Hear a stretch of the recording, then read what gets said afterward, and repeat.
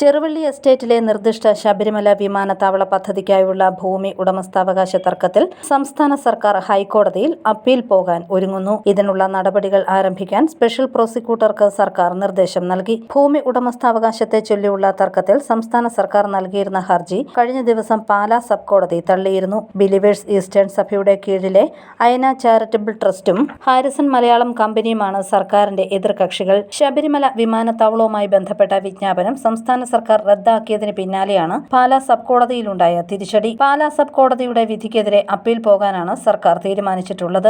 Ayana charitable ട്രസ്റ്റും Harrison മലയാളവുമായും കഴിഞ്ഞ 6 വർഷമായി എസ്റ്റേറ്റിന്റെ ഉടമസ്ഥാവകാശം സംബന്ധിച്ച സർക്കാർ നിയമ പോരാട്ടത്തിലാണ്. ചെറുവള്ളി എസ്റ്റേറ്റും സമീപ പ്രദേശങ്ങളും ഏറ്റെടുക്കുന്നതിനായി സർക്കാർ പുറപ്പെടുവിച്ച വിജ്ഞാപനങ്ങളും അനുബന്ധ റിപ്പോർട്ടുകളും കേരള ഹൈക്കോടതി റദ്ദ് ചെയ്തിരുന്നു. വിമാനത്താവളത്തിനായി 2570 ഏക്കർ ഭൂമി ഏറ്റെടുക്കുന്നത് അത്യാവശ്യമാണോ എന്ന് ശാസ്ത്രീയമായി തെളിയിക്കാൻ സർക്കാരിന് സാധിച്ചിരുന്നില്ല. വലിയ വിമാനങ്ങൾ ഇറങ്ങുന്ന വിമാനത്താവളങ്ങൾക്ക് പോലും 1200 ഏക്കർ മതിയാകും എന്ന് കോടതി നിരീക്ഷിച്ചിരുന്നു. ഒരു പദ്ധതിക്കായി ഭൂമി ഏറ്റെടുക്കുമ്പോൾ അത് ആ പദ്ധതിക്ക് ആവശ്യമുള്ള ഏറ്റവും കുറഞ്ഞ അളവ് ഭൂമിയായിരിക്കണം. എന്നാൽ ശബരി വിമാനത്താവളത്തിന് ഇത്രയുമധികം ഭൂമി എന്തിനാണ് ഏറ്റെടുക്കുന്നതെന്ന് വ്യക്തമാക്കുന്നതിൽ സോഷ്യൽ ഇംപാക്ട് അസസ്മെന്റ് യൂണിറ്റും എക്സ്പെർട്ട് കമ്മിറ്റിയും സർക്കാരും പരാജയപ്പെട്ടുവെന്നും ഹൈക്കോടതിയുടെ ഉത്തരവിൽ പറയുന്നു.